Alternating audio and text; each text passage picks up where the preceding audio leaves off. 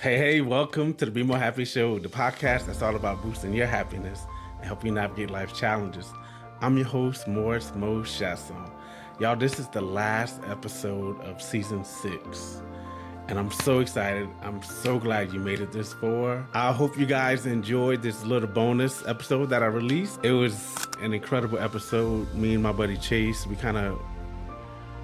we get close and we pull apart from each other, and we get close again and we pull apart. It's a cool relationship though, because like we always get back to exactly where we left off. There's no anger, no frustration, no animosity of any sort. He's a real one, and I appreciate him a lot. I truly do. I hope you guys appreciated it, because it was a fun episode. I got down and dirty about shit that I'm going through and growing through. And it was just good. I hope it was good for you guys too. Yeah, so anyways, this episode is number 7, Triggers into Tools, how to reclaim your power on purpose. So let's start off first with, what is a trigger? By now we know that a trigger isn't just a bad mood or a random flare-up. It's a pattern. It's a moment when your nervous system says, this reminds me of something I survived. Now I must protect myself fast. And most of the time, that protection comes from an old version of you. A version that didn't know how to pause. Didn't feel safe enough to feel. Didn't believe they had the power. Only panicked. But you're not that version anymore. You've outgrown the armor.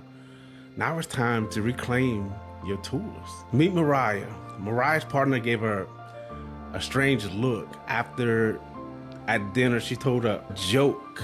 Suddenly her stomach flipped. Her smile vanished and her voice got quiet. She didn't even realize it, but in a split second, her brain said, you messed up. You embarrassed yourself. They're judging you.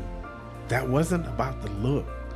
That was about the childhood where she was often criticized in front of others. She didn't see a look. She felt a wound. But now she's learning to say, pause.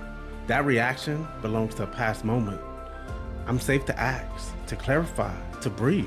Every time you use a trigger as a chance to observe, not obey, you reshape your self-concept.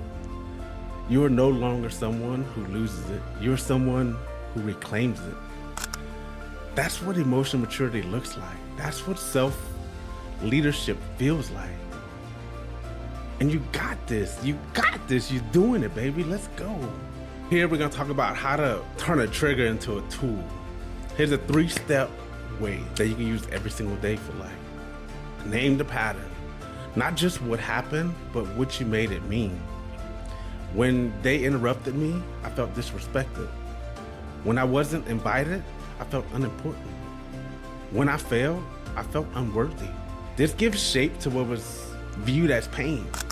Number 2, return to the moment. Ask yourself, am I responding to this situation or reacting to something old? Often just that question gives you your power back. Number 3, recode the belief. Turn your pain into a new possibility. Try, even when I feel this mess, I know I have value. This discomfort is a sign that something wants to heal. I don't need to perform to be seen.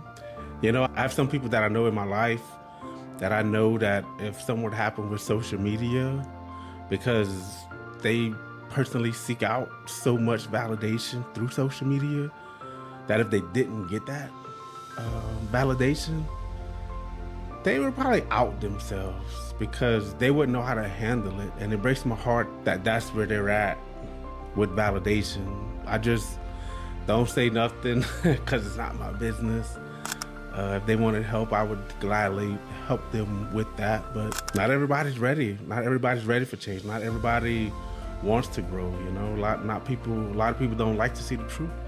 People don't like a mirror held up to them either. So I don't like to do that unless you ask for it. You ask for it, I'm gonna give it to you straight. So back to the podcast. Earl Nightingale once said, our environment, the world which we live and work, is a mirror of our attitudes and expectations. Whew, boy, that's powerful. Man, I love Earl Nightingale.